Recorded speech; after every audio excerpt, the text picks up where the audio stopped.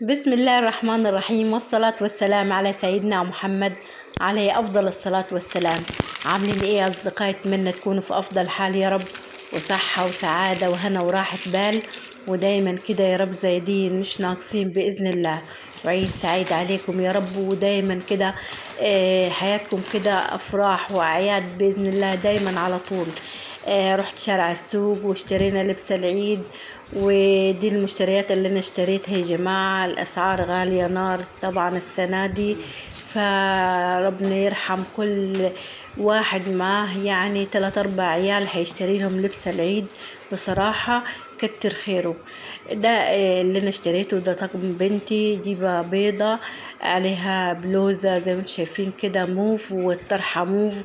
فيعني الاسعار بصراحة البلوزة اللي انتم شايفينها الموف دي ما رضوش يتنازلوا عن 650 جنيه يا جماعة. دي جلابية بيتي، طبعا احنا بنشتري لبس العيد ولازم للبيت بتاجي كده من العيد كده بتلبسي برضو جديد، بتلبسي لبس العيد في العيد، وبعد كده في البيت بتقعدي يا بيجامة جديدة يا جلابية جديدة. فربنا يمتعها عادة على الكل يا رب، ودايما كده حياتكم كده افراح واعياد. ده درس اسود برضو بنتي عجبها فاشتريته لها. عجبها هي ذات، انا اشتريه من بدري، عايزة درس اسود فاشتريته لها المرة دي.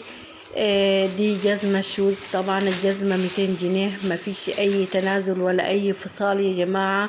وتكلميه كده يقول لك الدولار غالي. طبعا طبعا الحجة اللي دايما بيعملوها للناس الغلابة. ده درس لأختي، درس عليه جاكيت زي ما انتم شايفين كده. درسها ده ب350 جنيه. فيه يا جماعة أسعار متناول الجميع بتكون، يعني أهم حاجة بس قماشتها تكون حلوة.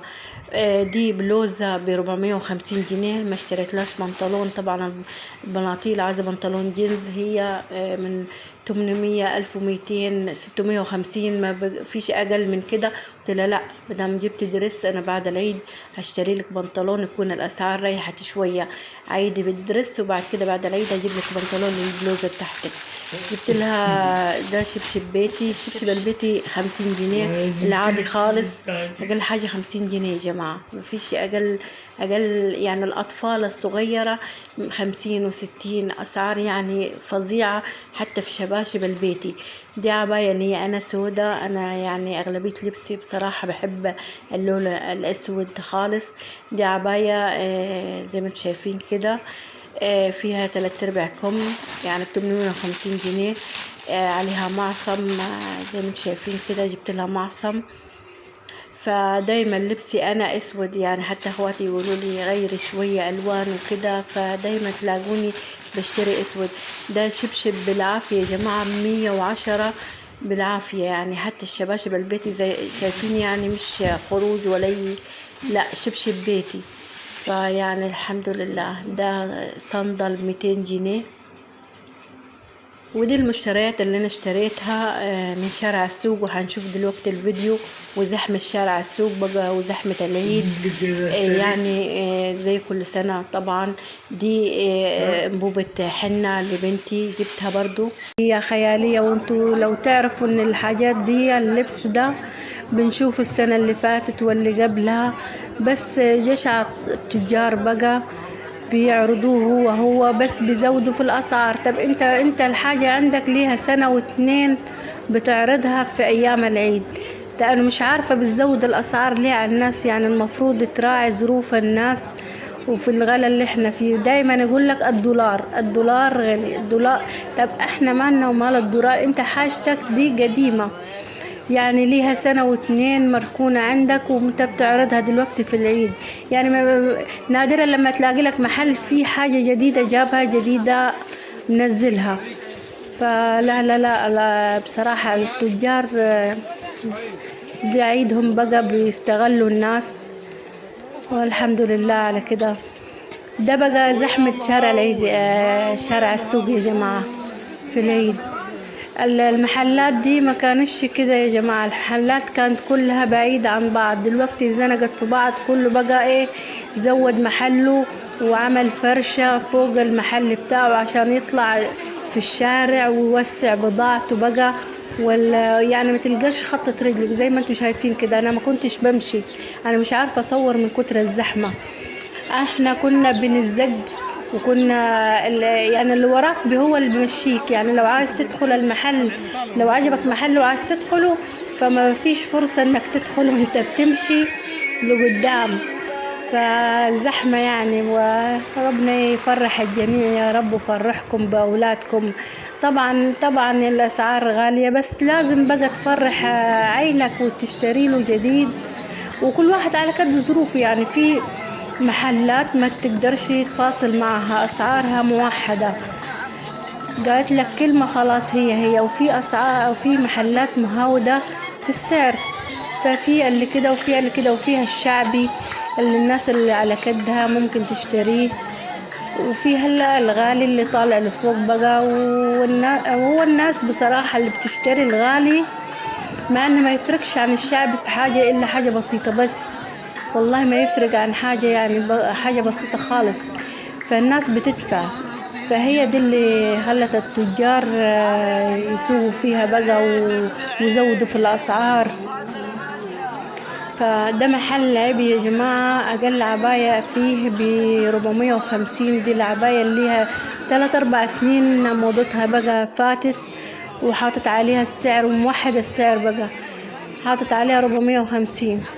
طب انت ليها 3-4 سنين موضتها راحت وحاطط عليها المبلغ ده، حرام ولا حلال؟ ده غير بقى المحل العيب الجديدة بقى اللي نازلة 1200 1500. فأسعار الحمد لله. والجلاليب، انت الجلابية البيتي مكتوب عليه 1200 جنيه. طب انت يعني هتلبسيها في البيت دي، مش هتخرج بيها. انا بقول له الجلابية دي بكام؟ عجبتني واحدة بقول لي 1200. قلت له انا هطلع بيها، انا هلبسها في البيت. قال لي عباية البيت دلوقتي بقت اغلى من الخروج. قلت له لا خليها، مش عايزة، مش هلبس انا جلابيب على العيد بصراحة. فلا الاسعار يا لهوي عليها. وفي جلاليب في 250 وفي ب300 وفي ب500، يعني على حسب ما انت عايزة امكانياتك هتشتري ايه. بس اللي لسه نازلة جديد مطلعينها لفوق خالص الاسعار بتاعتها. فكل حاجة هي موجودة في شارع السوق، وكل حاجة هتلاقيها. بس مشكلة ان مركز ادفو ان شامل جميع البلاد. يعني انت لو رحت مثلا بلد جنبينا اسمها اسنا، وفي كومامبو، وحتى المركز أسوان أسعاره أرخص من مركز إدفو. مش عارفة، مركز إدفو ده أغلى مركز على مستوى أسوان بصراحة في الأسعار. الكل بشهادة الكل، يعني في ناس من أسوان بيقولوا لنا انتوا الأسعار عندكم أغلى منينا بكتير. وفي كومامبو وفي إسنا وجميع البلاد دي، يمكن عشان الضغط عليه وبلاد كتيرة عليه، مش عارفة. فلا، وتجارنا هنا وكلمتهم، ولما تلاقي تدخل المحل الكلمة اللي بوقفوا عندها واحدة. انت ابن اختي اشترينا له بلازر ب450. انت تدخل اي محل يعني حتى 350 نزل 100، لا هو 450 في جميع المحلات، موحدين الاسعار، متفقين مع بعض.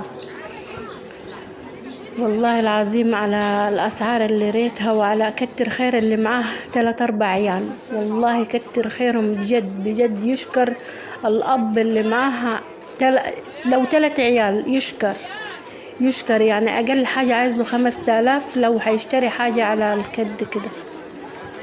ده غير بقى صنيع العيد، وغير بقى اللحمة، وغير الخضار، وغير شهر رمضان كله مصاريف. فيعني المفروض الناس يرحموا الشعب شوية. الحمد لله احنا بنقول الحمد لله على كل حال. يعني الواحد يقول معاه يقول الحمد لله، ما معهوش يقول الحمد لله. وفرحة بقى للأطفال بقى، هو العيلة اللي يخليك لازم تشتري له الحاجة، ولازم تروح وتشتري وتعمل. والكبار بقى احنا مش مهم، اهم حاجة فرحة العيال الصغيرة. شايفين بقى الزحمة، شايفين انت وجوه الناس من كتر الاسعار ادخل، ما فيش واحدة ماشية بتضحك او وفرحانة او لا، الكل وفي واحدة تطلع من محل تطلع تشتم او تحسبل، او من كتر ما معاها 3-4 عيال مش عارفة تجيب لهم ازاي، من كتر ما الاسعار غالية. فلا شايفين الوجوه كلها من الاسعار، كلها وجوه ما تصرش بصراحة. فيعني الحمد لله على كل حال، وكل حاجة بتعدي، ودي فرحة بقى، ولازم بقى العيد بقى وفرحته. انا عايزة اعرف بقى الاسعار عندكم ازاي، يعني غالية زي كده ولا لا؟ واكيد اكيد عندكم غالية برضو.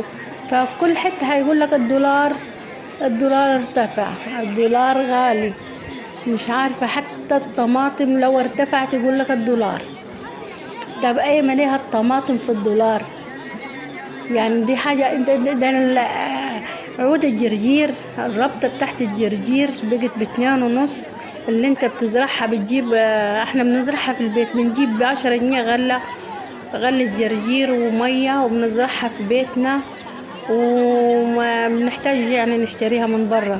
طب انت يا تاجر يلي بتزرعها في بيتك مية وغلة وخلاص على كده تبيعها ب2.5 ليه؟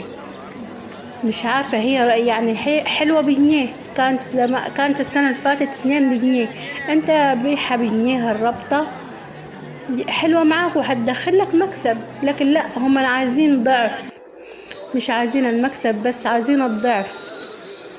فالواحد لو يحمد ربنا على القليل هيلقى الكثير والله. فدي جولتي بقى في شارع السوق، واشوفكم على خير بقى، وعيد سعيد عليكم وعلى احبابكم واهلكم وناسكم، واتمنى لكم الصحة والسعادة دايما ان شاء الله. وما تنسونيش بقى باللي يشوفني لأول مرة فضلا وليس امرا منه يشترك في قناتي ويفعل الجرس عشان يشوف كل جديد عندي في القناة. واشوفكم على خير، واتمنى لكم السعادة الكاملة ان شاء الله، وعيد سعيد عليكم، والسلام عليكم ورحمة الله وبركاته.